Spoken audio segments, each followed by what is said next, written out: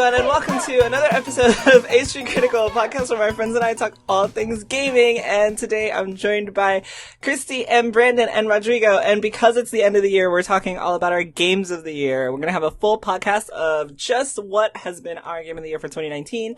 There have been a load of games that have just been amazing throughout this year. I could list a bunch of them, but I'm not going to because we're probably going to talk about them. And to begin with, Brandon, please share with us your game of the year and why.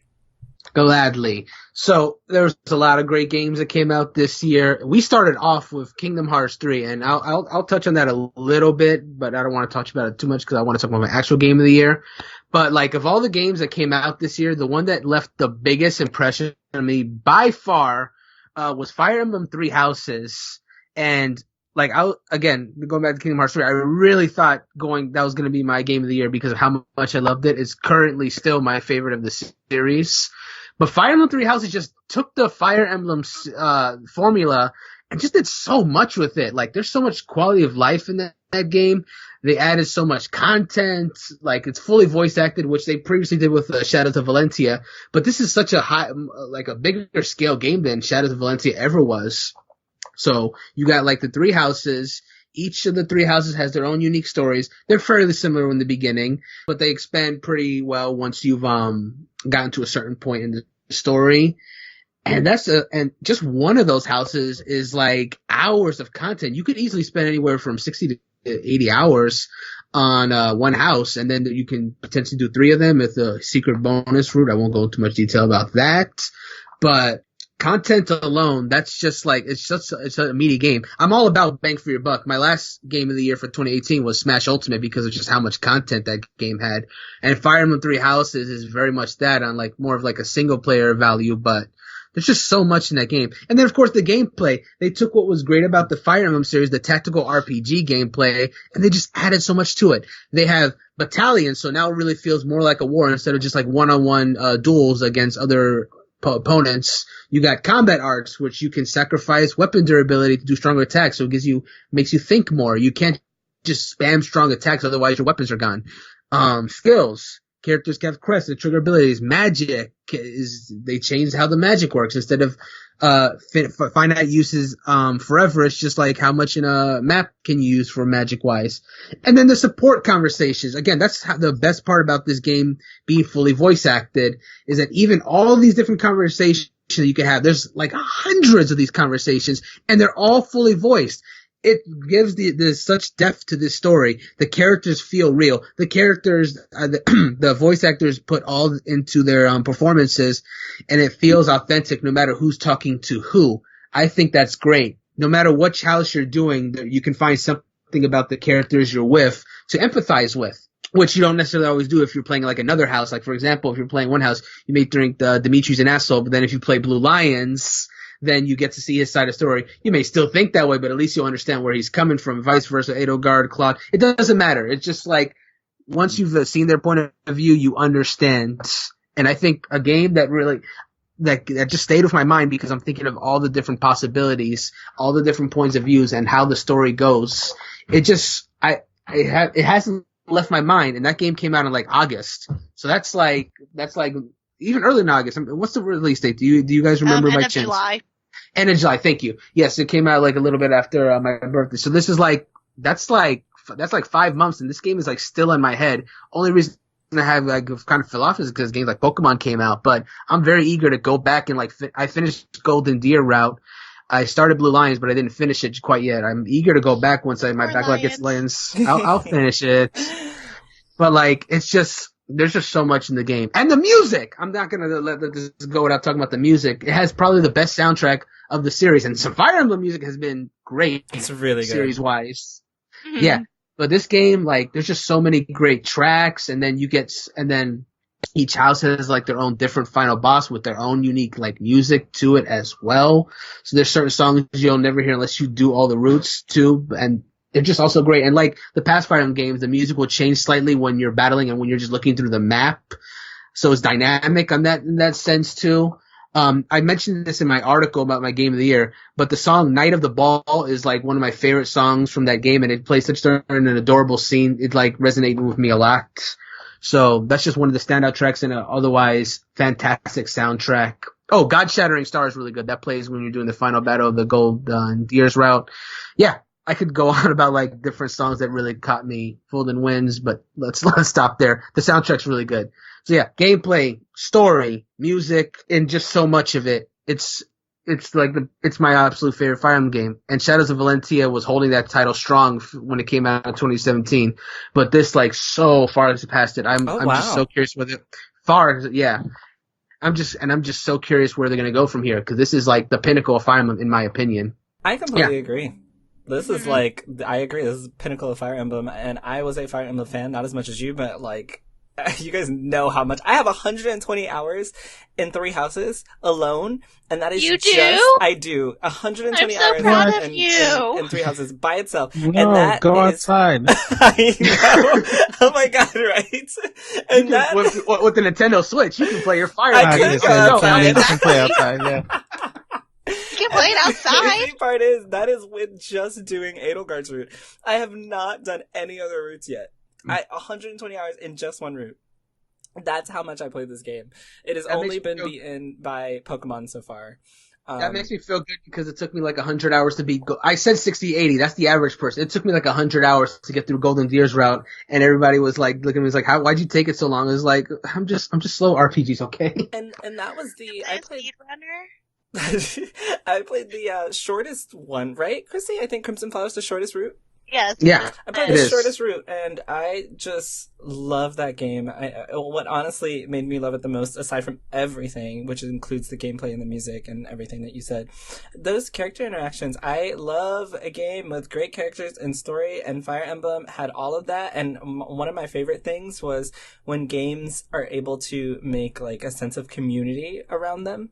And I think Fire Emblem did a great job with that when everyone was just all over Twitter and all of our friends are like, okay, what house are you going to be in? I'm going to be in this house. I'm going to be in that house. Oh yeah, that, this game has a great community with it. Like everybody was invested on who was choosing what house and just what kind of story stuff. There were some memes too, and those were quite funny. I love how like one of the voice actors in particular, Joe Zija, who voices Claude Von Regan. Yeah. He interacted with so much of the fans. He got really into it that he it was actually fantastic. So yeah, I mean, that to me is probably why it was one of my contenders for Game of the Year. It was really up there because I love when you have a sense of community with your video game, and I love story and characters, and it was just so astounding. Like, so many hours in one, and content, like you said, 120 hours in one route. If I did that for the other 2, I could play this game for the rest of the year, the new year, and still not be done. And not only that, but I just recently went back and played again because of the free update that's added more content. There's a new character for the story that I was going through, and I love him. And like, yes, I do love the free updates. It is the greatest thing ever. Amazing. It's like you can never end this game. Worth double what I paid for it, and I paid a full $60. And we're still expecting one more DLC story, by the way, which is like story content and new characters. So there's more coming to this game. Is it a paid DLC? No, that one is not free, unfortunately. But the story content and then these new characters that are coming is not free. But the character that Jerel's referring to is free. Yes. Okay. Still say he should have been in the game in the beginning, but Yeah, I do agree with that. But at the same time, I wonder if it was because of how they already pushed back the release date. Yeah. I feel like that if we do get a definitive edition, I would love to see definitive edition. There are some issues I have with the game, which is the reason why it wasn't my contender of the year, but overall I did love it. Mm-hmm. So good. But it's still so good. I have like 160 hours. Oh my god, you have more than me! I have like 160 hours, but I've already started my 3rd route. I'm almost done. Oh, very true. You did play through all of them. Almost all of them. So I'm getting through it. Kristie is our resident Miss Speedrunner listeners. I'm so sorry. No, it's cool. No, that's not an apology word. That's great. You have literally, you're further than all of us, so we can't say anything negative. But since we're talking, Kristie, what is your game of the year for 2019? So for 2019, my game of the year is Pokemon Sword and Shield. I don't know. There's something about it that I just love. I mean, I guess it was because when I was playing through Pokemon Sun and Moon, I became very disenchanted with it just because I felt like the entire game was holding my hand. throughout the entire game. I was never really given the opportunity just to go out and explore the Alola region, but with Sword and Shield, I was able just to explore Galar, and it's the greatest thing ever. I love the wild areas. It's amazing. So it is so, so good. I love the fact that the Pokemon that you see out running around in the wild, some of them are higher level than you. So at the end, you're like, oh crap. No. And some of them are kind of fast too. Hey, like if any of you have been out in the wild area and let that Noivern chase you, that thing is fast, and it just like kind of scared me a little bit when it pounced on me from the sky. The best memes have been people running away from these wild Pokemon coming after them. It's been hilarious. So my favorite thing is whistling to get the Pokemon's attention and then doing the Leon pose. Oh my God! It is the funniest thing because it's like.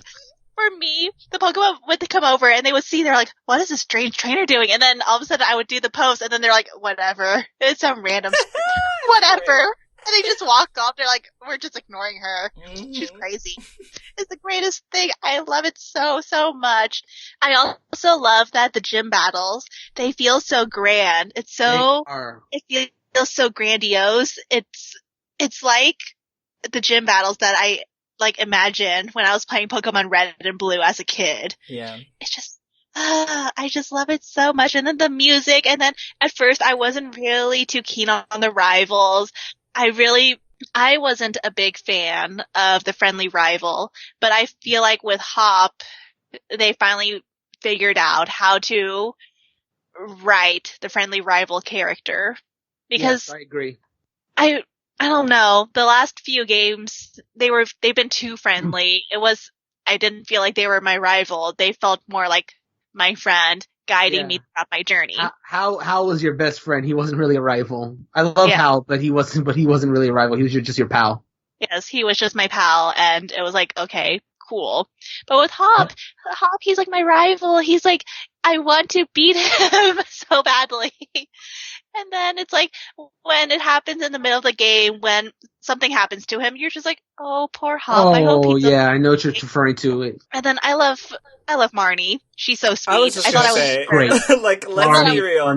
These star players in this game are Piers and Marnie. Oh, I love Piers and Marnie. They're literally Piers. The best.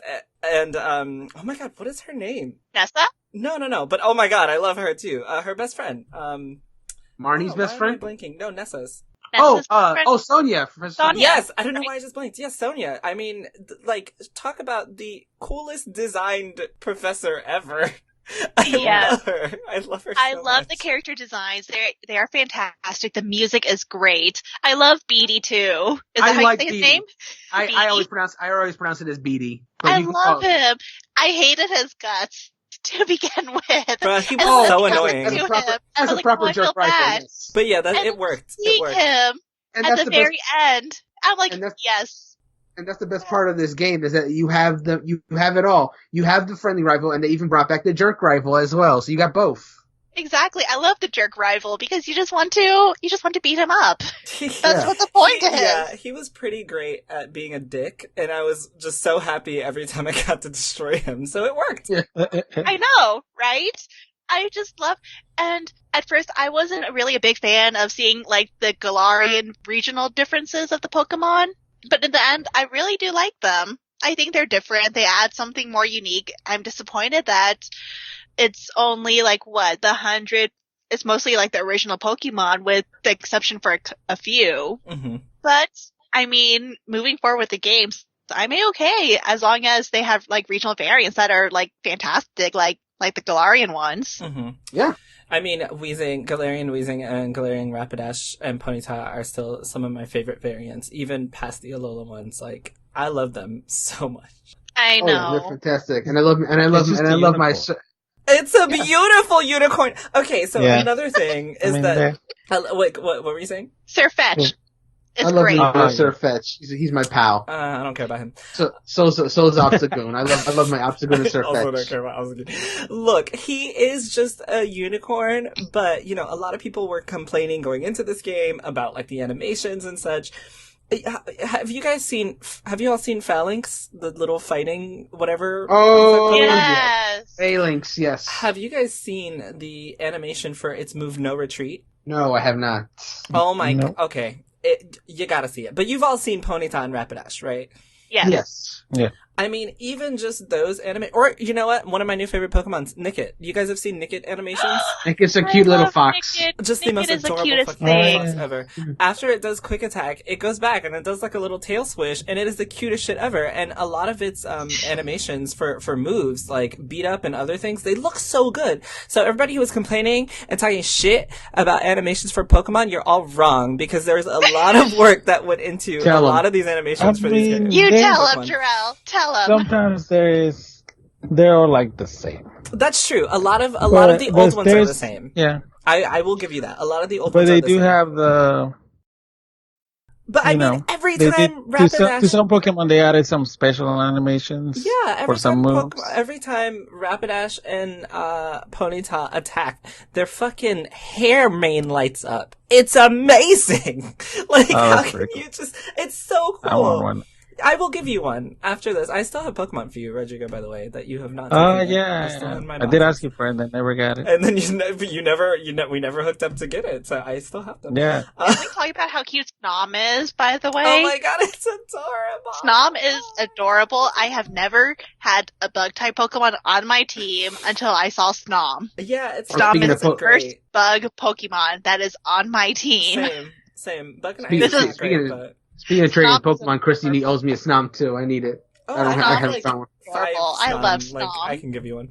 But I'll take one from both of you. I really love this game as well because the Pokemon designs have either been really disgustingly ugly or super cute, and even if they're really ugly, I'm still interested in them because they're all super interesting. So I love the fact that this game has an entire generation of Pokemon that I look forward to seeing. I love that this game held back on all the Pokemon so that we could all experience it for the first time as if we were playing Pokemon at how we used to be able to play it. The when marketing we were was younger. fantastic. Oh my god, so I haven't well had this done. feeling since Black and White. It's been the greatest just discovering these Pokemon as they've been coming out. It's amazing. Yeah, when you start the game, there's like 10 brand new Pokemon in your face. You're shown I You're shown know. Q-Fan for like minute one, and they didn't show that in any marketing. I was like, what is this elephant? It's so I said cool. on day one. And then when you're going through like round 1 and you see a thing and they're you're like, all what is new. that? It's Yeah. so Okay. cute! They were all brand new. Except for cute, what that ugly ass thing. Oh my god. The elephant, the Q font? No, I hate that one too, but Yes, the I hate that one, The yes. one that becomes Stop. Choodle is so ugly. Oh my god. It is so ugly. I hate Poor Choodle. poor Chudo, but I kind of agree. But I it's hate like Choodle. it's so ugly that it makes me laugh. Like it's adorably ugly. Like Galarian Meowth is the creepiest thing ever. Oh my He's God. like a little gremlin that will chase you down and David's not here if you're to not defend careful. I agree, but I like Berserker. It's kind of cool. It. Oh my god. Okay. I'm a Gremlin. Pokemaniac. Like you will be hard pressed to find Pokemon I dislike, except maybe Quillfish. Quillfish can. Quillfish is adorable. How dare you insult Quillfish? Nah. Before we turn this Nah. into a Yeah, which yeah, Pokemon we love let's- the most, to finish up what I was saying, I love the character designs, like you said, Kristie. The music has been brilliant, but once again, this game is another one where Nintendo just made multiplayer amazing. Like, how many of us spent how many hours in the wild area? I did not play this game, like, I didn't progress in the game just because when I first got introduced to the wild area, I spent like 2 or 3 days in there. Just because it was did. so amazing. Like, being able to see real people in real time playing Pokemon together was such a definitive moment in the game's franchise, like in the history of the game's franchise. Because it's, you know, what we all want. And then having max raid battles and being able to see your friends. I was just talking about this on the last podcast, but like my favorite thing is being able to see my friends all together playing Pokemon at one time, like seeing our avatars just like as the camera pans, and I'm like, oh shit, I'm actually playing with, you know, Kristie, Rodrigo, and Brandon, like at this time, even though we're all separated. That experience, that multiplayer experience for Pokemon is what makes it such an amazing game for me. The story was kind of shit.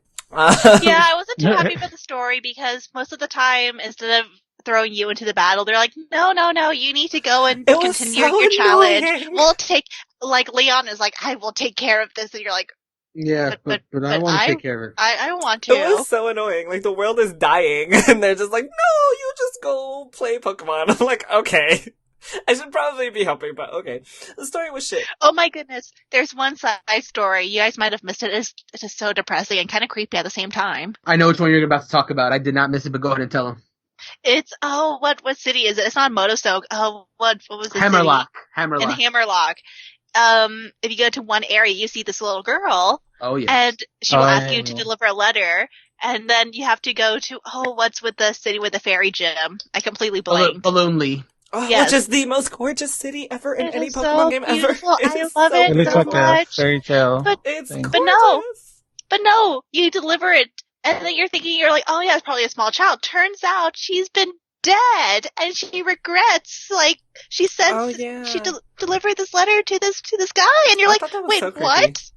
Like, it was really creepy. She just wanted to smooth things over before she could pass on because they ended things off in a bad note before she It was died. so creepy. It reminds me of something like from Gen 1. Oh yeah, the Marowak story, yeah. I think every gen has like not every gen. Most gens have like a similar story like that. This is probably one of the better ones that's been written, I feel. The creepy but sad story. But can we talk about how early you can unlock the customization? I know with X and Y and with Sun and Moon, it took ages before you can unlock the customization. But with Sword and Shield, it's like once after you meet the professor, you can customize your character. It's in and the first town. It's amazing. Yeah, I spent all my money right away. Yeah. I did too. They got me with that stupid ass Arcanine shirt in the beginning for like $30,000, and I was like, I'm coming back for this shit because I cannot afford it right now, but I wanted it so bad. And the options, the options for clothing are just amazing. Like, they look so good. It's literally stuff I would wear. It's like, exactly. It's great. I would wear every outfit in there. Although I love Rudania, Brandon. Oh she yeah, was a hot mess at the very beginning. Oh yeah, hot mess. Oh yeah, she's a very hot mess. Then Jerel came and made sure she looked stellar, and she's still looking stellar to this day.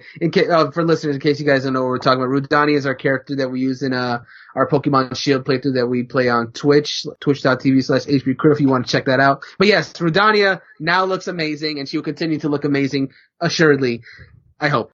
So speaking of amazing things, Rodrigo, what is your amazing game of the year for 2019? I had a lot of time to think about it. Mm-hmm.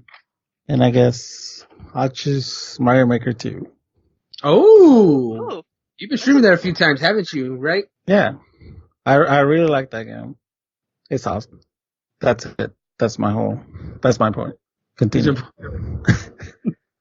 Well, it has like a little bit of a story mode, which is a good excuse as any to play Mario. Yeah, a little story where that helps goes a long way. Yeah, the stupid dog just destroys Peach's castle, so you gotta do quests to get money to, rebuild it. I've never played Super Mario Maker 2. You have to, sell me on why this game is so great. It's great because people make levels. Okay. And then you play their levels that they make. And people are really good, they're really creative, they make really good levels, and it's just good old Mario. But not only good old Mario, is it AB Mario, Super Nintendo Mario, 3D World Mario. Oh yeah, and so then, you can change the way it looks, right? Yeah, not only the art style changes, but some of the mechanics that come with those games change. So it's different, each style. And now they just added an update where you can play as Link. So now people are making. Oh yeah, I saw that. Wait, what? Yeah. You guys didn't see this? No. Oh my god, it's like a huge update. Wait, what? The Link update is awesome. Great. Yeah, they've been making levels. And Link plays so different because he has a bow, arrow, sword. Wait, he plays differently? Yes. It's he still jumps, but he has bombs, he has arrows, he has his sword, and he's more like a power-up. Because if you get hurt, you turn back into Mario. Uh-huh. But that leads to a lot of puzzle levels because you use the bow and arrow to shoot at blocks and stuff, so that unlocks things.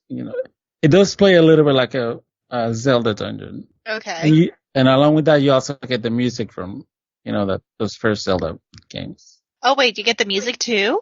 Yeah, you get the music too. Oh, I didn't hear about the music part. I heard about the link mechanics. That's awesome. That's really cool. Yeah. That's amazing. So, Rodrigo, I'm curious. What's your favorite style to play on when you? Well, do you make a lot of levels, or do you mostly just play levels from people? I've never made a level because I'm not creative. Oh Yeah, no, yes you are. Oh, yes, But I'm not like. you are. I'm not particularly creative either. That's why I personally haven't got it. But I can very much No, appreciate you the fact you don't have to worry about making levels because I haven't made one, and I can just just play pop Mario on the levels. Mario Maker and then play any random level. There's you can play the popular levels. You can play like the new levels. There's like a category, so you can see each category whenever you want. So it's like infinite Mario levels, which is amazing. So Yeah, people keep making them too. There's like a community online and stuff, streamers, and then people are always making levels. So what's your favorite style to play on of the Mario styles? I don't think I have a favorite style. I just kind of take it as they come. I like to play random levels. I feel like I'd enjoy the 3D World style most, but maybe that's just me. Yeah. I mean, yeah, it's different. That one has like a spinny thing, I think. I don't know, but it's fun. And is that one with the cats? Because I forget. Yeah, Cat Mario. Yeah. Do you get Cat Mario on that one? Yeah, so there's a lot of shenanigans with Cat Mario. Yeah, Cat Mario's great. Cat Mario. I miss Cat Mario. I want them to bring 3D World to Switch. We'll get Mario Maker 2. You'll get it every day. Every day. Oh, there's also multiplayer. Oh, there's online multiplayer. There's co-op multiplayer. And there's like what's it called? PvP multiplayer. What? Really? And it's great. And you can, your Mii character. Yeah. You can also use it. Ooh. And you can dress it up in different like outfits that you gain as you play online levels. You get more outfits and stuff. So I've heard very, very great things about this game, honestly. Like, a lot of people have had it on their Game of the Year list. I am actually not creative enough to try to make levels, which is why I never actually picked it up. I'm also not like a Mario platformer, but I think it's super cool. All the options that come in there, I do feel like it's one of those games where if you try it, you might love it. And I think it's awesome that you have so many like multiplayer abilities. I might actually have to check it out now. You can also play locally. You know, you find a level you like, you can play it with your friends locally. I also heard that there are a lot of people who are doing a lot of like professional style levels in this game. Yeah, for sure. It's hard. There's hardcore levels where you gotta be precise. So, I mean, aside from hardcore, are they actually like Nintendo? Oh no, there's easy levels too. Yeah, there's like fun levels that you can just go through and like, that was cool. There's music levels where people actually make music, and you can, as you go through it, you hear it. There's like this one guy, I forget his name, but he makes like hard levels, but they're musical too. So as you're going through it, if you die a lot, you don't hear the whole song, but once you get through it, you hear the whole song. It's like very I don't know. It fulfills you. I don't know. I forgot. No. I you feel accomplished because you do finishing the song. Yeah. And then you finish the whole song. But there's songs that you kind of just run through it and then you run through it to hear the song. So there's different kind of levels too. So it's like normal levels, like a normal Mario level. A lot of the first Mario level ever, one that gets remade a lot. So people add stuff, take off stuff, or I don't know if you've seen that one that is like 30 seconds and it's like all fire. Oh yeah, the fireball. I've seen that. Oh yeah, yeah, that one. Yeah, is level 1. They just added all the fire. I didn't finish it. I tried. It was hard. Yeah, it looks hard. It looks difficult. I was like anxious the entire time just watching through it. I was like, no. You know what happened? This game came out in June and Fire Emblem came out in July, and that's probably why I missed it. It's been a great year for games. By a whole month. No mistake. I did miss it by a whole month. I was Fire Emblem hyping. Yeah. I know. I had to save up money for my Fire Emblem games. It's so crazy that all three of you picked Nintendo titles. So far, yeah. I mean, Nintendo did great this year. I don't know what to tell you. Nintendo had a really fantastic year. It was a good year for Nintendo. Link's Awakening was great too. Not that anyone has picked it, but Link's Awakening was great. Every year has been. I know a good year Link's for Awakening Nintendo. is great. I've been slowly going through it. I was I was in LA last week, and so on my plane ride to and from, I was basically playing Link's Awakening, and it's so cute, it's so adorable. I was hoping I could finish it before 2019 ended, but I think it might be a game I finish in 2020. And that's okay. I mean, yeah. I still haven't finished like my 2017 game, so you're good. Same, literally same. My pick is not a Nintendo game. I was actually torn between Resident Evil 2 and Kingdom Hearts 3. You did not even. Okay, I did not continue. what? I did not what? Tell me, because continue. No, go ahead and go ahead and I 100% did finish Resident Evil 2. If that's what you were gonna say. You did not finish the second. You say you didn't finish the second. You're right. I didn't finish the second one. It was pointless, and that's why it it's wasn't not my pointless. Then you didn't finish it because that's the whole thing. You finish the first part, and then you do the second part, and then that's the whole game. And then you switch it around the characters, and then you do the opposite. I did Claire's, and then they were like, "Oh, do Leon's," and I was like, "But this is the same thing." I'm too scared. Is it not the same thing? Am I wrong? I thought that they were different storylines. Okay, I started it, and it's the same thing from a different perspective, aside from the fact that you get to interact with two different characters. I think it becomes a Three Houses situation. It might start the same. Yeah, you can play Three Houses thing, and then you can't play Resident Evil 2 again. Did you hear me say that I did the other Three Houses ones? I only did one. You started. I did start another one. And you know what? I also started Leon's route. And then I thought to myself, I'm not gonna scare myself again. And that's why it's not my game of the year, and that's why Kingdom Hearts Okay, well, there you go. That's so sad. That conundrum. It would have been. Resident Evil 2 is, like, terrifying. Like, I have a copy, but I'm so scared to start it. It was scary at first, because you don't know what's going on, but then... You're telling this to someone who flinches when I'm like, okay, I see there's a zombie down there. I know that once I walk past by, he will jump up. And once I walk past by, I see him jump up and trying to attack me, and then I jump. And I flinch, and I scream. That's me too. I'm not gonna lie. It is a scary game. I went into it knowing that it was scary, and it was scary. Like, I won't lie to you, I was afraid. It is pretty scary. It was also still a really fun experience. Like, it's a good game. It was a great experience. I played Claire first, and then I played a little bit of Leon. Claire is clearly the harder character to play, because she has shitty-ass guns throughout the entire game, which is, like... really messy. Like, it was rough starting with her and then going to Leon, and I was like, well, I clearly should have started with Leon because this is clearly the easier route. And it was cool to see that things that I had done in my Claire route affected how the Leon route went. Like, I was able to see that, oh, okay, I've already opened this, or I've already done this. What did disappoint me, though, was that from what I did play, all of the unlockables were exactly the same. So if you remembered the code from one playthrough, it would be the same exact code in the second one for, like, safes and stuff. But also, one of the biggest things that really turned me off from that game and actually made me want to stop playing it, which is why it's not my game of the year, is that Mr. X, that's what he's called, right? Mr. X? Yes. Yeah. At first, he was so scary. I was like, oh my god, like, he's around the corner, I can hear him, I'm super scared, like, I don't know what to do. After, like, an hour or 2 or 3 of him chasing me, it literally, I was just like, he is the most annoying thing ever. I cannot move. I can't walk out of this room because he's right there. It went from suspenseful and scary to just like, please just let me come out of the room and finish this fucking game. Like, I just want to go past you. Yeah, it's just, he gets in the way. That's all he does. Annoying. He literally just gets in the way, because you can't kill him. And I remember when I was playing, someone on this podcast, I won't say any names, was like, oh, just make sure you shoot his hat off. And my dumbass shot his hat off, and that makes him angrier. It does not make him easier. Yeah, Rodrigo told me to shoot his hat off. No, you said you were going to say any names. I changed my mind. He told me to shoot the hat off, and I was like, okay, bet. So I went, and I shot his hat off, and I was like, ooh, I wonder what this is gonna do. And then it just made him angrier, and I was like, what? Yeah, he gets faster. He gets faster. But sometimes he kind of, it's fun because he chases you around, and then sometimes tries to grab at his hat, but there's no hat because you shut it off, and that's what you get. Fun at you know? I was tricked. You get to miss your stupid hat. It sounds like Rodrigo was just trying. So you missed your hat.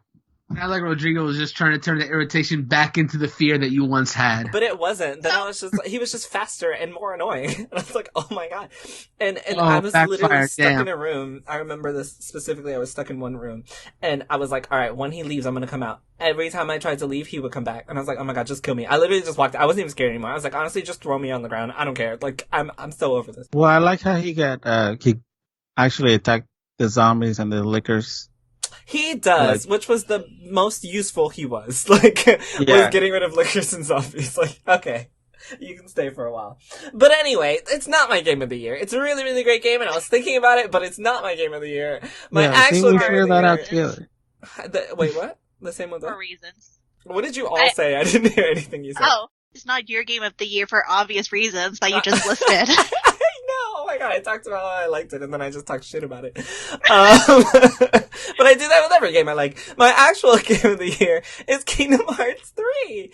Ew. Hey, yeah, I don't know nothing about it. It came out January 29th, so it came out in the beginning of the year. I literally just popped it in my PlayStation like a week ago and actually played through a little bit more of it, even though there's nothing new for me. I just wanted to go back and revisit it. Man. So it took a long time to get the end of the saga, as we all know, or at least as two of us know, because Rodrigo has no idea what I'm talking about. Have you really not played a Kingdom Hearts game at all? Or like you just didn't play 3? It's just, no. Okay. No. Well, it's just, there's like 20 games of it, and they're like remixes and redos, and then 3/4. I don't know. You do at this point. It doesn't make any sense to me how you can mix Final Fantasy and Disney characters.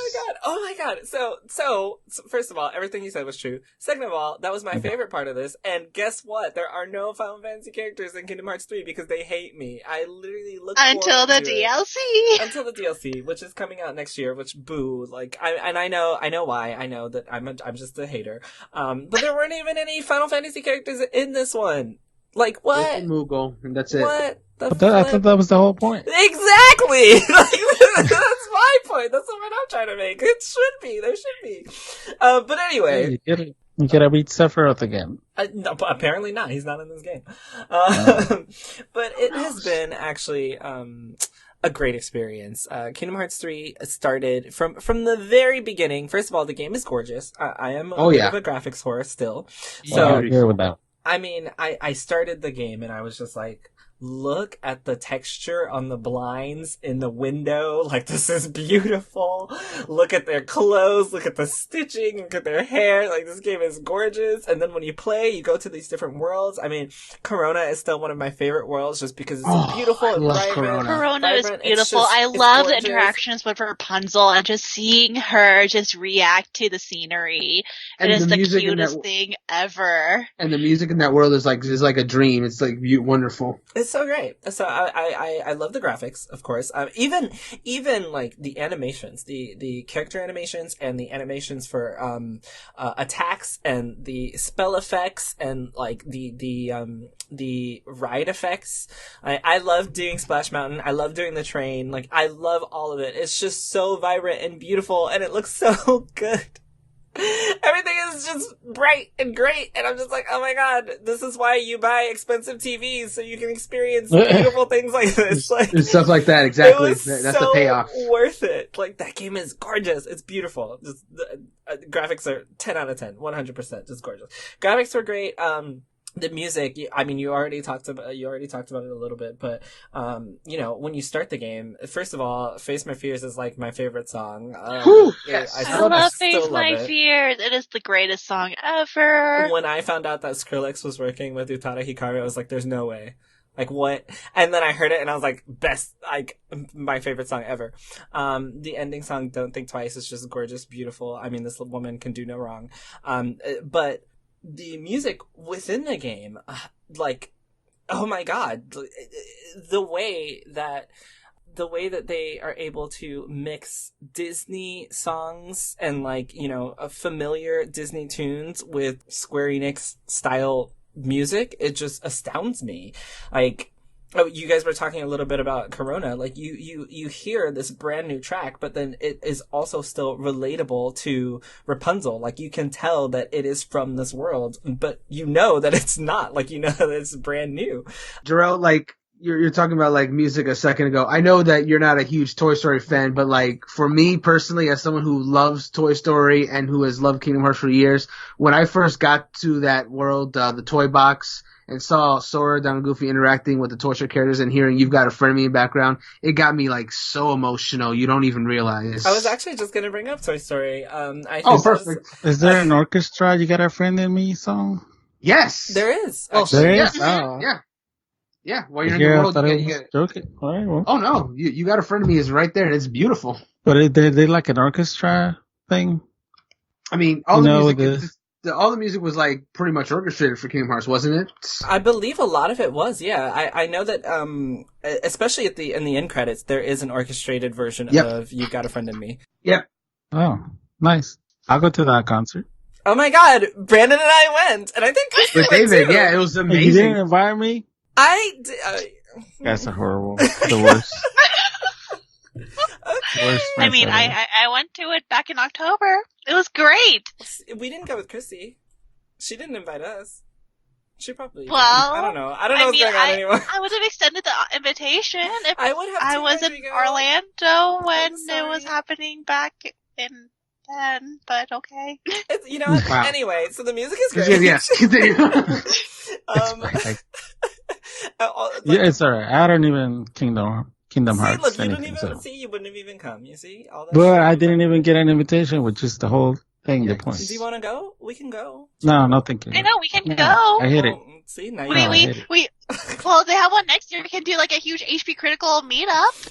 He said no, he hates it. He doesn't want to go with us. Yeah. Oh, okay. Well then, fine. We don't like you too. You see how rude? Nice. Anyway. Fine, you're no longer invited. So, now I want to go. Oh my god. Okay. So the music is great. Gameplay is, it's amazing. It's just as fun as, I think Kingdom Hearts 2 was probably my favorite gameplay. Kingdom Hearts 3 is, like, it tops that. There's so many options. You have so many skill sets. There's, like, it's just a fun game. It's a great way to combine like a classic RPG menu with action adventure. And there's so many things that you can do with your skills that you can change that affect the way that you play the game. Gameplay is great. Story is okay. It was a nice way to tie up the saga, so I appreciated it for that. But this game actually did a lot to humanize Sora, because a lot of people complain that Sora is just this like smiling kid who's always happy, and this game really had some really deep, dark moments for him. There's a point in the game where he just breaks down crying, and it made me break down and cry, and I was like, oh my god, like my little beacon of hope is like failing, and it was cool to see him fail. I know that sounds really weird, but it was cool to see, such his character development throughout this game, and not only his, but Aqua's as well. Like there's so many. Aqua's was great. Yeah, it was like the story was meh for me, but just the character development 100% made up for it. I won't talk about the ending because I'm still a little salty at a lot of things that happened in the end of this game. But even then, it's like.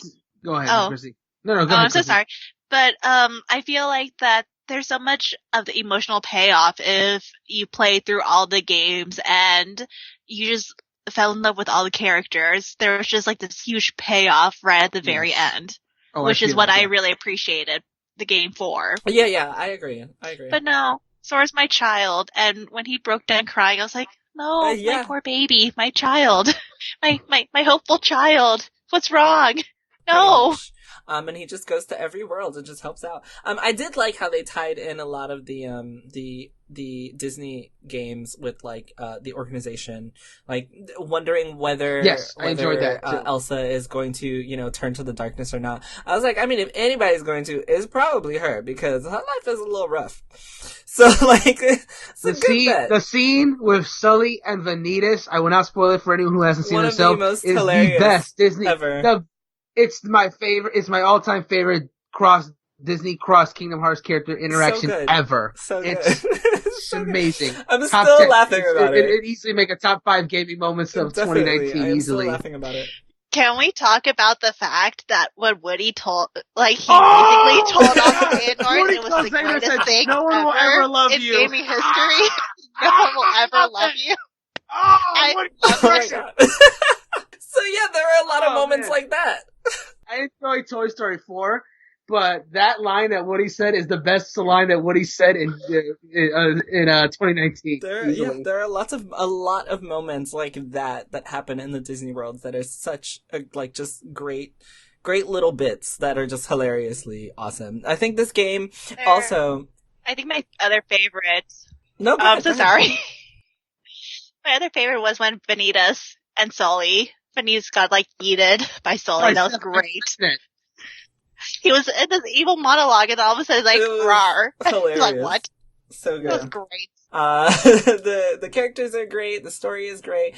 The story is meh, but the character development makes up for it.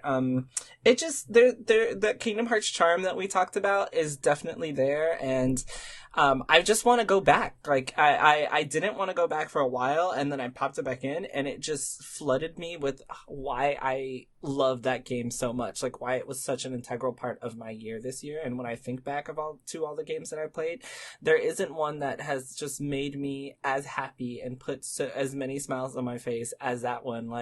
We've played with Sora, Donald, and Goofy for years, and I think Kingdom Hearts 3 is just the epitome of what their relationship is, because you can tell that, after being together for so long and after working on these games for so long, their interactions are so much more familial than they've ever been in any other game. Sora, Donald, and Goofy are hilarious, and you can tell that they're best friends. It's very much a Final Fantasy 15 moment with the three of them all the time.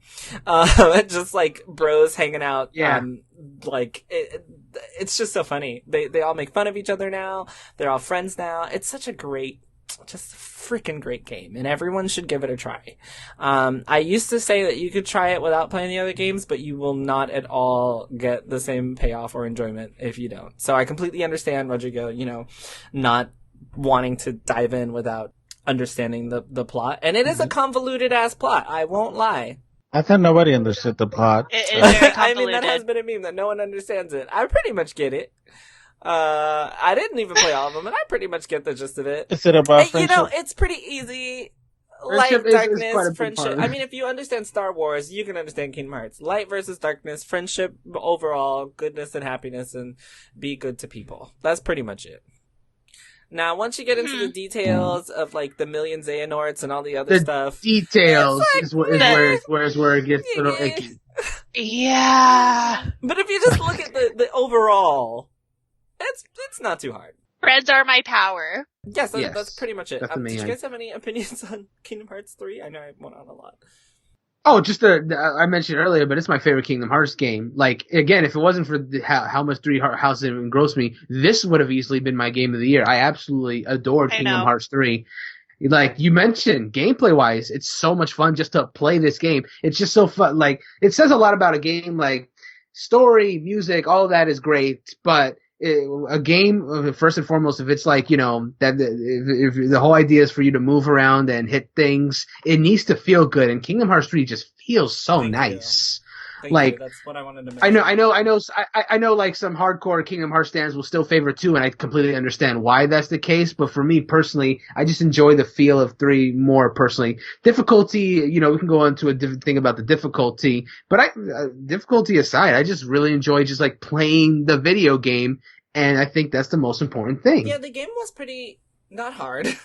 Yeah, we all played on the hardest difficulty, if I'm not mistaken. Well, the hardest that was available at the time. Now there's a critical mode, which actually messes people up, but that's another story, yeah. But Kingdom Hearts 3 just had that excitement factor that, it's what I kind of have with Pokemon now. It's really hard, because I love every game that you guys mentioned, except for Super Mario Maker, which I apparently need to try to get into. But I will attempt to play other levels. But I'm not a big Mario fan. But you know what? You aren't a big Kingdom Hearts fan. I feel like we should trade, Rodrigo. I feel like you should try Kingdom Hearts, and I should try Super Mario Maker. I don't know. That's not a fair trade-off. No, that I feel like You I'm ever getting do the it worst one end of the time? stick. Rodrigo's right though, because Mario Maker 2 is like a pretty small commitment. Kingdom Hearts. Yeah, it's just like you can take it in small chunks. Or Kingdom Hearts is the like better trade-off could be that you play Kingdom Hearts and Jerel can try to finish Resident Nope, Evil. done. Never mind. Actually. We're finished with that one. That's not happening. Oh boy. no, Negotiations no, completely. I still get the worst end Nah, of the you stick. 100% get You the better know. end of the stick.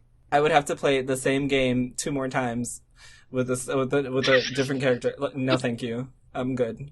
Well, at least just finish it. I did. The other part. Oh, Leon A. No thanks, because then I'd have to play Leon B. Leon B. Or Leon. No, yeah, but then I'd Leon have to B. play Leon A and Claire B. No, you started Yeah. with Claire A, and then you ended with Leon B. So I don't have to play the other 2? Yeah, it's the same thing. Wait, what? What? Wait, I'm so confused. Wait, what's Okay. going on? There's like a Claire A and Claire B and a Leon So, A, yes. Leon B? What's going on? Yes. No, you Yes. you choose one first, and that's the A part. And then when you're done with that, the A part, you play the B part, which is the other character. And then you can go in and switch And then them, that's which the true ending. is really good for content wise. Like that's great. Like you Yeah, essentially have like, replayability. a lot of content there, replayability, like you said, and there are differences. Like there's an entire different like section where you play with an entire different character. But no, thank you. I think I'm gonna just go back to Kingdom Hearts with a little bit of Pokemon and Fire Emblem on the side. Or you can just get Mario Maker and never be bored again. Pokemon is keeping me not bored forever. With max raids, but I do want to give Super Mario Maker a try. It's not my thing, but I definitely want to give it a try. Any other notable games before we close out?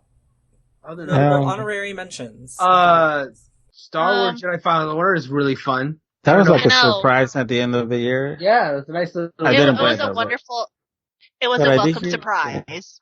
Yeah, It's a- pleasant it's a- surprise. It's a wonderful cross between Sekiro and Metroid. I also Sure, right. compared to Really?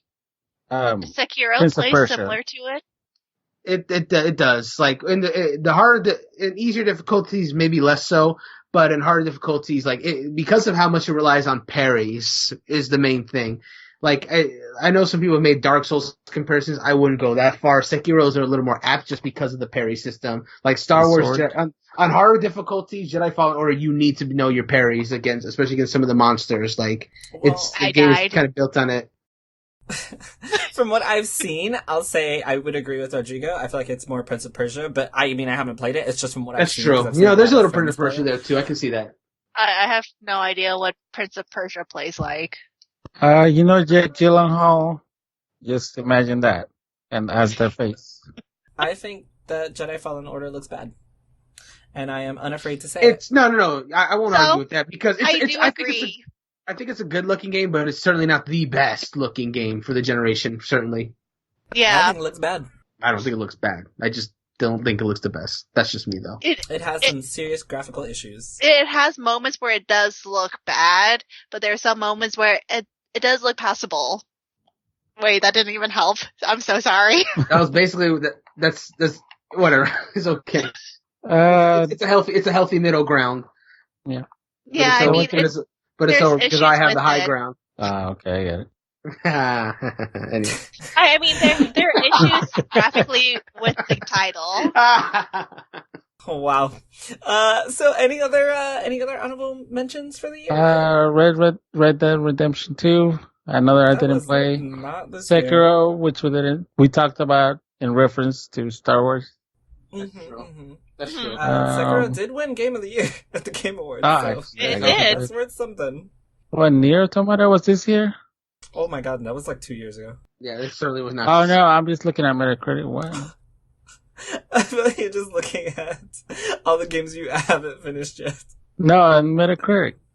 They Oh. gather all this stuff. Oh yeah, no, yeah. I think that must be their like list of the decade because Nier was like 2 years ago. Yeah, that's Could be, probably yeah. what it is. What about Devil May Cry 5? Was that this year? Devil May Cry. Oh my gosh, some of you played that, right? Devil May Something I Cry didn't 5 was play it. amazing. I loved the gameplay. It was fun. It was a good way to end the saga, I guess. If Devil May Cry 5 is the last game of the Devil May Cry series, I would be content. It Oh. also won at the Game Awards. I forgot what it won, but it did win. That I think it reminds won me Best of Action Game. I think so. Mortal Kombat 11. Mortal Kombat 11 was this year. That was a game good. that came out this. Yeah, that one fits the end of the series. That's a good end. Apex Legends came out this year, and it was a lot of fun for like 30 minutes. I'm sorry, for like 3 months for me. But it was another game that brought a lot of community together, and I think it definitely deserves an honorable mention. Jump Force sucked. That was a disappointment, so I won't mention it, even though I just did. Okay. It's a shame. I was so excited for Jump Force. Y'all remember the beginning of this year how excited I was for it. You were. I was excited too. But... You were hyped. You were hyping it up.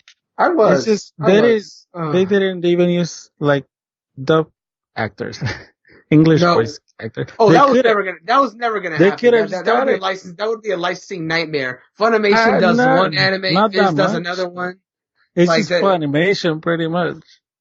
No, there's a lot of people at work there. That would be so much of a nightmare to just get that dubbed. I'm sure they want to, but like, would have been worth it. They did it with Untitled Goose Game. I still need to play it. My friend, she loves it so much.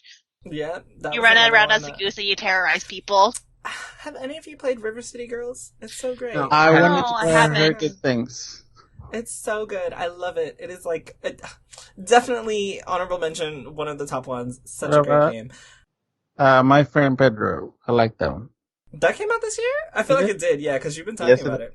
Yeah, it was Astral Chain. Oh, I actually finished it. I keep hearing good things about it. I need to play it.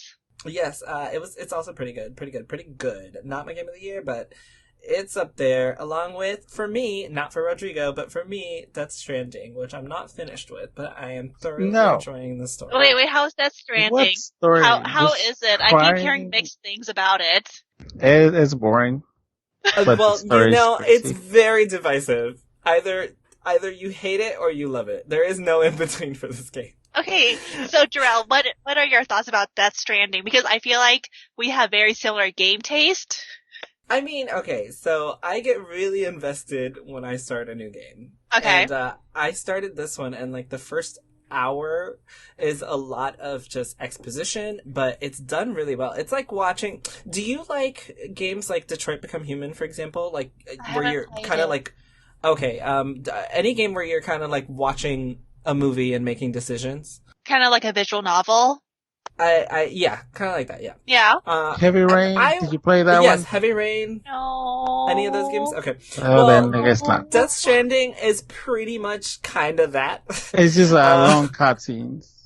It is, but I actually like games that are long cutscenes because they give me a lot of awesome stories. So those are like my type of games. In between with Mads Mikkelsen. You know, when you go up and then you kind of see from BB's perspective. Mm-hmm. You see Mads, just doing Mads Mikkelsen things, drinking wine. The entire concept is so interesting. Dancing. Okay. There's just, it's really hard to explain. Like, I'm not sure that once again, I'm not done yet. So I can only explain what I actually understand so far. It is basically a walking simulator. You are a delivery man in the entire game. But, I mean, there are mechanics in play that make it much more interesting than people make it sound. So, like, for example, like, this is just my opinion, within the first, 2 hours of the game, oh my god! There's a section where, the BTs show up, and if you've seen any previews, you know that they're like these things that come from the sky, and they're all black, and they'll drag you under and they'll kill you, or what? Yeah, it's really creepy. And so there's an entire stealth section where you have to go around them, and you hold your breath, but you have to time it properly, because once you're not holding your breath, once you let go of the button to hold your breath, your character Sam is going to take a deep breath, and if they hear you, they'll find you. There's an entire there's more to it than just walking around and stealthing. There's a lot of tentacle monsters. And every time that, you're right, there are. But, every time that my BB activates my little light thingy and it goes off and I'm like, oh shit, there are BTs in the area, it gives me a sense of anxiety, and it becomes this thing where I'm like, oh shit, let me stealth around the whole area. But while you're doing that, it's raining, and that'll corrode your packages, and the containers will mess up. There's a lot of stuff that goes into it. Yes, and if the stuff damaged, if the things inside are damaged, it's going to ruin your delivery. Like, there's a lot that goes into You gotta do it again. the game. That's 3 hours down the drain. Walking. Oh, well, don't fuck up. Actually, I never did. See, so then it's not 3 hours down the drain. I did the first part. I just finished the first part. Because I played a lot. I played 15 hours just the first part, and I got all 6 stars from all the people. They gave me 5 stars. I got all of them. 5 star, 5 star, 5 star. Then I built a couple bridges that people can use. I don't know. Did you mention that? Thank you. Yeah. Did you see my bridge? I appreciate people like you. I have not yet. I built 2 bridges that you can just use your bike and you just go over it. And that's one of the coolest aspects. Oh. Yeah, and then you can also leave like ladders and stuff for it. Yes, you can. And you can also shout out. You can also shout out while you're playing, so that if someone else is in the area, they can shout out to you, and like you'll hear. Yeah, that's how it works, right? Yeah, it responds back. It's like, is anybody there? Like, it's all about I'm here community. too. That's the first time I did that. That was like a very cool moment. I really liked that part, but then I did it again, and it wasn't as good. But the game is all about community and helping one another, and like I just it sucks kind of because I have spent a lot of my time delivering undelivered packages from other players. Yeah. So I'm just like I have that little OCD issue where when you start playing a game you have to do all the side quests. It's pretty much like that, and it's really bad because now I'm just picking up. It never ends. It never There's ends. always That's lost why packages. it's really bad. People can't deliver stuff. It never ends. Why can't you deliver your own stuff? What's wrong with it? It's right there. It's so bad. Some of them are pretty close, and I was like, yeah, it's right there. Yeah. Like, what happened? Like, how did you die? There's not even, what are they called? The ghosts? I forget. There's not even ghosts around, and you die. But the point is, it's all about the story. So if you can get invested in the story, you will like the game. The story makes no sense. So. Well, I think it does. It makes sense with the internet culture and stuff. I guess. Yeah, like it's about reconnecting society. That's like what the game is about. And a lot of things happen in between. But I think it's great. Not my game of the year, but definitely deserves a mention. And I understand why. Not even close to game of the year. I mean, I understand why it was nominated, and I'm not done yet. But because if I finish Jeff it, it makes Keighley me cry. is friends with Kojima, and he's in the game. That's why it was nominated. Once again, if I finish this game and it makes me cry, I think it will deserve its spot. You're gonna cry because it's one of those that makes people cry, I guess. What? Well, cried in Kingdom Hearts. You cry in this one. I did cry in Kingdom Hearts. I'm not gonna lie, I did cry too. So then I'm probably gonna cry in this game, and then I'm gonna be like, oh, 10 out of 10, deserves Game of the Year. Anyway, are there any other games that you guys can think of that deserve honorable mentions, or are we all good? What other games have been released? We did mention Link's Awakening. We did. I started playing the Somnum Files. It's pretty good. I mean, I just wish it wasn't really overshadowed by the other big releases. It also came out super late this year, too. Mm-hmm. And also, it was barely promoted, I feel like. Yeah. I know about it because you started talking about it. You and Gray. It's good. I mean, it's a good game.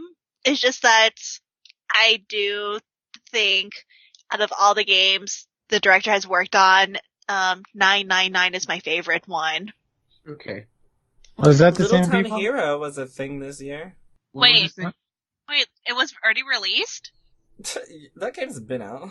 What game? Little Town Hero. Oh, yeah, they did Little release Town before Hero. Pokemon, didn't it? And nobody cared.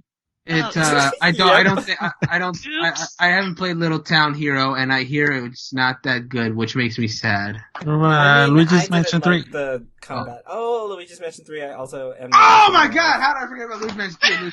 I haven't How played dare it. you, I wanted to get it. Luigi's Mansion 3 is so good. It might be the best. Oh my God! If I had it physical, I would 100% just send you my copy. I don't like it. Unfortunately, I bought it digitally. You don't like Whoops! it. I 100% didn't tell anyone I don't like it. It's I just Luigi. expressed myself. I don't like it. It's I really Luigi. just don't like the gameplay. I couldn't get over it. I just really... It's super cute, but I just can't play that game. He sucks things. Well, I guess he sucks. Okay. Never mind. Luigi's Mansion 3 so much. Okay, creepy. That was not. That's the point! Our friend! Alright, great. He has a ghost dog, man. How can you be mad at a ghost dog? I just don't like the gameplay for this game. And it got super boring to me. It literally was smash the ghosts, suck them up, smash them, suck them up, smash them. Talk to this little weird dude for like 5 minutes. Suck more ghosts, smash them. Yes, there are different ways to do it, but I just didn't like the controls and I got super bored. And so I was like, okay, why don't I play with someone else? So I was like, all right, I'm gonna make my boyfriend play with me so that we can get through this so I'm not playing by myself so I won't be bored. And you know what happened? We both got bored. Oh. Damn. I haven't played it, so. More River City Girls. That sounds more fun, actually. Because you just beat stuff up, which is your favorite thing. It's so great. Beat people up. So great. Oh, I got a game I can mention real quick. Ring Fit Adventure is freaking Ring Fit amazing. is great. Oh my god. Yes. It's the I love that it blends exercise with RPGs. It's so amazing. Yeah. Like, is it getting you guys in shape? I feel like it's been working for me. Like, I've been getting like compliments and stuff. I will say that if you do the exercises properly, you can feel that shit. Yeah. And you will know when you feel it that you're doing it right. And it's definitely doing something. Yeah. It's not superficial. It is an actual, as long as you're doing it properly, it is an actual workout. Yes. Well, then I might get it and make it part of my New Year's resolution. It's fun. It's just like a fun game. That's really the main takeaway from it. Like, cause there's all kinds of, routines you can get into. And then what's always stopped me personally is not even just like, it's just like, I don't want to do it because it's boring to do. Like, I don't care about the pain or whatever. I just get bored. But this game, like, it keeps me interested because you get so many different fit skills and different skills will work on like different enemies, do more effective damage to them. So every day you're going for your workout, you're doing something completely different because you have different enemies you're going to be fighting on a daily basis. So you never know what you're really going to do. Yeah. I think that's the best thing about it. It is addictive. Like, when I was done, I finished one and I was like, damn, I want to do another one. But I was like, I'm also tired. Yeah. So I did another one and I was like, damn, I want to do another one. But like, no, I'm really tired because I just did two. So it's really addictive. I also love that it, will tell you, like, it'll give you advice for your posture, for, how you're doing. If you're doing a squat, you need to go a little bit lower. Raise your hands up higher. Make sure you're bending your knee out front properly. Like, it can sense that stuff. Also, like, what the hell at the IR motion part, being able to record your heartbeat at the end. I was like, what? You put your thumb over it and it records your heartbeat? And I was like, what? And then it gives you all the stats. Like, it's a fun way to work out, and it's an actual workout. And because of that, I think it is one of, like, the best workout games to date. Oh, yeah. Fantastic. And the fact that you can focus on, certain parts of your body, because, like, right now I can't really do, like, knee lifts or any, like, knee stuff, and so I've been able to kind of avoid them, but I'm still getting the workout that I need. It's cool. It's a lot of fun. It's cool to bring in, different people to try it out. It's one of those Nintendo innovations that gets the entire family into a healthy space. So, it definitely deserves a lot of recognition, Ring Fit Adventure. And it's an actual game! Like, there's an adventure mode, like Brandon was saying. Like, there's an actual game to it. I gotta be honest, I haven't even touched the minigame modes. I've just been doing purely adventure, and that's been more than enough for me. Minigame mode is so much fun. I love it. I did the minigames, and then I did the adventure, and I was like, oh, I'm tired. Who the fuck does this? Like, it's like a lot of work. And then I did more, and I was like, oh, I'm killing myself. 100% worth it. You should see my abs. They're non-existent, but I feel them coming. Okay. I mean, they're under there somewhere. They're under there somewhere. Ring Fit is bringing them out. Definitely bringing them out. You should see my arms, though. There's a little something over there. Anyway, so yeah, let's round this out. Wait, I got another game. Okay, go ahead. Go. Control. I didn't play Control. I didn't either, but I heard praise from Grayson about it. I've heard bad things about Control, which is crazy that so many people love it. Please tell me why it's great. It's great because it plays great. Like, the controls, oddly, LOL, is like they're smooth. Yeah, they're very smooth. And it's just, I don't know and then the story, you like crazy stories, This one has a crazy story. That makes no sense. I didn't say I like crazy stories. I said I like good But, stories. it's kind of like X-Files a little bit, or like Fringe when it comes to the story. Have you ever watched those shows? X-Files or what? Fringe. Oh, Fringe. No, I've seen X-Files, never seen Fringe. Yeah, it's just like FBI goes and looks up to investigate weird stuff that happens in the I world. won't lie. Control just looked bad to me, so I never picked it up.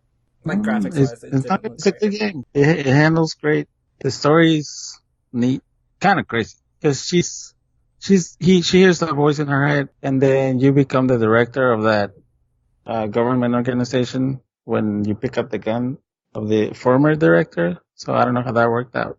And then you just get more powers when you find, like, they call them objects of power, and they just give you more superpowers, and you just become OP eventually. So you're telling me that you can't understand Death Stranding, but you understand what you just said? No, I understand Death Stranding. I just don't like it. Oh, okay, because you said it doesn't make sense. Okay, so you understand it. Okay, thank you. That's all I wanted to know. No, I understand. I just, I hate delivering pack. Well, then you would probably hate the game. Makes sense. Control's another one that I wasn't too interested in, but like I feel like I might have to check it out now if it ever goes on another sale.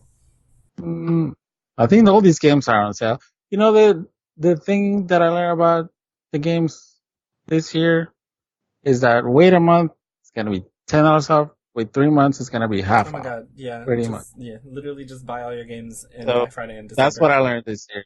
We'll wait 3 months, get it for half off. Or wait till next, like, another 4 or 5 months, and you get, like, $20 for, like, the best game. But there are some games that you should not wait to buy. And those games are Super Mario Maker 2, Kingdom Hearts 3, Pokemon Sword and Shield, and... the thing I want to say, Nintendo never on sale their anyway. games off. Like $5 or $10 off, but they never do that. So you can buy those right away because they're never off any money. That was my really bad attempt at a segue into going back to our games of the year to wrap up the podcast. Yeah, I know, but but you're right. Nintendo never goes on sale for first party titles, so get fucked everybody who wants to. Yeah. Later on, you can get Kingdom Hearts 3 for super cheap though. Right now, you can probably get it for like you $20. can. And For you can get the rest of the series for super, super cheap now, too. You can get the whole thing, and you can get it on Xbox as well. Exactly. So now there's no reason to not try it out. Maybe one day it'll be on a Nintendo console. And one day. There's a lot of cutscenes. That looks like a Nintendo game. Why isn't it a Nintendo game? The same reason Persona is not a Nintendo. It's coming out on Nintendo. Anyways, Persona 5 is not. Yes. Game of the year. yes. Anyway, so I'm going to round this out because we're going over time. But thank you guys for talking to me about your games of the year. It's been a wonderful conversation. I think we all had really great games, really valid ones, and I can't wait to dive more into the same titles because they were that good. Thank you guys for having this conversation with me, and let's chat later. Bye. See y'all in 2020. Bye.